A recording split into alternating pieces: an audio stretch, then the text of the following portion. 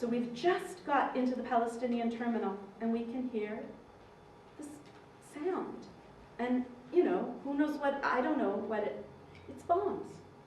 There was bombs. I don't know where they're landing, but there's no ceasefire because there was bombs. You could hear it in the distance. And there were several of them. So we met with the press and the mayor, and they were just talking, and they go, yeah, it's bombs. The first thing I noticed when I arrived in Gaza was the faces of the children. So now you got a picture of us going by, of these code pink women, a few men. You know, we've got pink scarves on and pink this, and we're so excited. We're like children, you know, we are so excited because we just get into Gaza. So we're like, you know, that kind of exuberance, and we see nothing in the faces of these first few children. There was just this sadness and this blankness in the eyes of this group of children that just, it hit me very hard and very shocking. These children no longer believe their parents can protect them or can provide the essentials of daily living. One mental health worker told us about hearing her niece talking to herself. I want to hide my father in the cupboard. I want to hide my mother under the bed. I want to hide my brother behind the drapes. Where will I put my aunt? I don't have any more places. The children feel they must take care of themselves, take care of their family, knowing that their parents can't protect them. We were on our way to a settlement of tents, people whose homes had been completely destroyed by the army. So I went with a few women into a tent where 4 young mothers told us their story.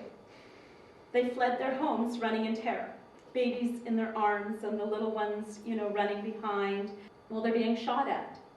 They said they ran amongst bodies, dead children and adults, and that they parts of bodies, and that they were just running to find a safe place to go to. And today they have a tent, and there's several families living inside this tent. So this is what targeting civilian populations means. This is what has been called the most humane army in the world. This is not a war. This is a massacre. It's a massacre of innocent people. A war is army to army.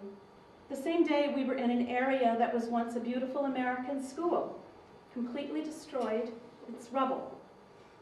This was just a school. There were no tunnels, and we have been told from the moment we arrived not to walk through rubble because of the danger of unexploded ordnance. Never knew what unexploded ordnance meant. I'd never heard that word till I went to Gaza. In Gaza, they know all the words.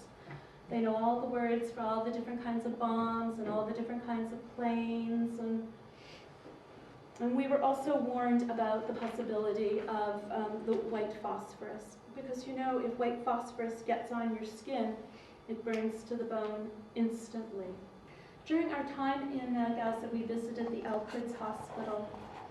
And it was bombed during the attacks on Gaza. So this is the top floor. They took us up there. It's very hard to fix anything in Gaza right now because there's no cement. You can't, you know, how can you build and fix things? In the past month, we've been receiving reports from the IDF soldiers who admit that Palestinian lives were not as important as the lives of soldiers. We've read about the shooting of an elderly woman, of killing children. We've heard of a 13-year-old boy being used as a human shield. The people of Gaza are living in a prison. And as John Ging from UNRWA puts it, Palestinians are a very civilized people living in extremely uncivilized circumstances. It's hard to worry about women's rights when all you can think about is the siege, the occupation, and the constant fear of bombing and more excursions. We are the ones that have to make the change. It's up to us. We have to do something, and we can't stop until Gaza is free. It's your responsibility to make a change, to put pressure on the government, to bring attention to this situation. And I have the extra responsibility as a Jew who has to say, you'll not do this in my name. And we say that the Americans are responsible supplying weapons and money to Israel. Well, I say Canada also has blood on our hands. Canada is the only nation that voted against the United Nations Human Rights Council motion calling Israel to end its grave violations, to withdraw its military forces from occupied Gaza Strip and to lift its siege on the people of Gaza, considering the well-substantiated allegations of collective punishment against the civilian population and the evidence of the use of non-conventional weapons, such support makes Canada complicit. So we have to stand up for the Palestinians. Aid's important, but it's more important to apply political pressure on the governments and to go to Gaza and to break the siege.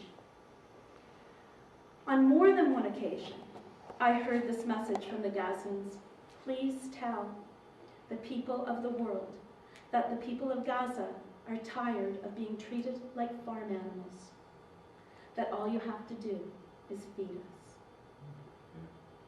We must continue to support the Palestinian initiative of boycott, divestment, and sanctions against Israel.